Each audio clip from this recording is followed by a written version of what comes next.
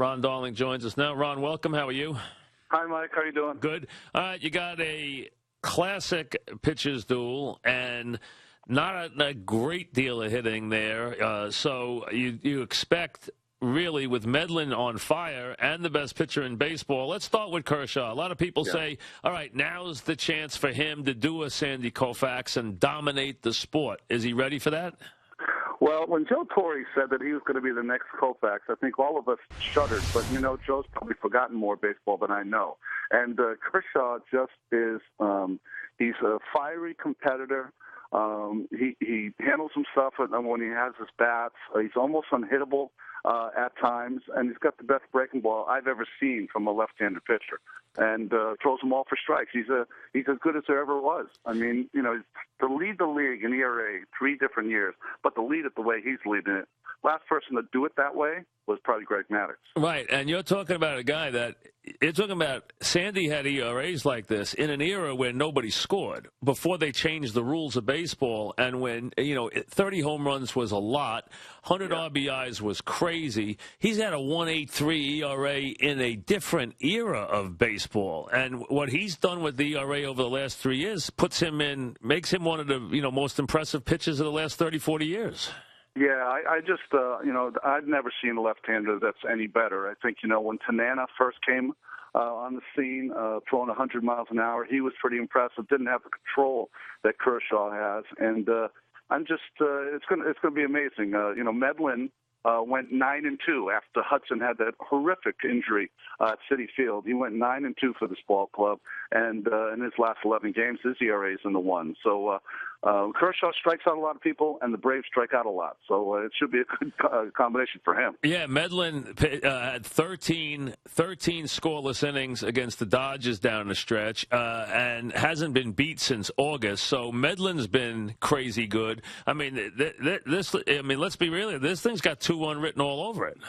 Yeah, it really does. Late in the season, Kris Medlen beat Cliff Lee 1-0, and it might be the kind of game he has to pitch tonight. Vin Scully calls him the artist from Artesia, a suburb of L.A. He grew up a Dodger fan, but he said he's faced him enough that he's not a fan when he's on the mound. All right, what guy? If there's one guy in either lineup that you would say, you know what, this is the guy who maybe can wreck this game tonight, can be the guy who can be a thorn in one of these pitchers' sides, who is it? Well, for me, and usually I would not say this because it's lefty-lefty, but for the Braves, he's been their best hitter all season long, is Freddie Freeman. And why do I say lefty and lefty? Kershaw owns lefties. There was an at-bat in the middle of the season Freeman had against Aroldis Chapman, who was throwing 104 miles an hour. That night, he fouled off 3 pitches, and on the 4th pitch, he singled up the middle. So Freeman is just a tough, natural, real good hitter that could maybe battle and get a big could we hit make a off. point that Freddie Freeman maybe is the MVP? I mean, he hit .319. He knocked in 109 runs. His OPS is almost 900. I mean, he's not mentioned much, but he's 23, 109, 319. That's pretty good numbers. I mentioned him all year. Maybe it's because he wore out the Mets. But I mentioned him. I thought, they've been in first place since day one. He's the best player on their team. If you ask their teammates, the clutch guy who got all the big hits and RBIs for them was Freddie Freeman. So I know Goldschmidt has some real gaudy numbers, but, I like to see the MVP come from a team that wins 96 games, and Freeman's been my choice all summer long. All right, now, they turn around and put Greinke in there. Now, Greinke's a guy, his numbers are great, and it surprised me because I never first thought Greinke was made to go to a big market. I know it's not New York he's pitching in. He's pitching in L.A., and it's not the same thing. But you always thought of him as being a guy that maybe needed to go hide out in some small town, like in Arizona or Kansas City. But he seems to have found a home here. How about bright lights, big moment for a guy who clearly, 15-4, great numbers. Will Greinke, you think, be up to the postseason challenge? Oh, I definitely think he will be. I think, the more experience he gets, the better he's been at playing in a big town like Los Angeles. Don't forget, it's always nice to be the number 2 guy on a team, and the responsibility for a lot of the big games goes to Kershaw. But Greinke has amazing control.